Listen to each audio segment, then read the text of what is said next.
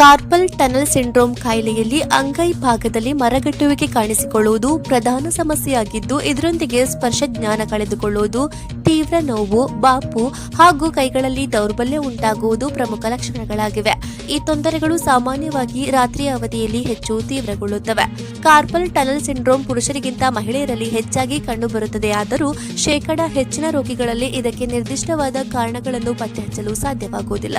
ಆದಾಗ್ಯೂ ಮಧುಮೇಹ, ಮೂತ್ರಪಿಂಡದ ಕಾಯಿಲೆ, ಥೈರಾಯ್ಡ್ ಸಮಸ್ಯೆ, ಕೀಲು ನೋವು, ಗರ್ಭಿಣಿಯರು ಹಾಗೂ ಕಂಪ್ಯೂಟರ್ ಟೈಪಿಂಗ್ನಂತಹ ಒಂದೇ ರೀತಿಯ ಕೆಲಸವನ್ನ ನಿರಂತರವಾಗಿ ಮಾಡುವವರಲ್ಲಿ ಈ ಕಾಯಿಲೆಯ ಸಾಧ್ಯತೆ ಹೆಚ್ಚಿರುತ್ತದೆ.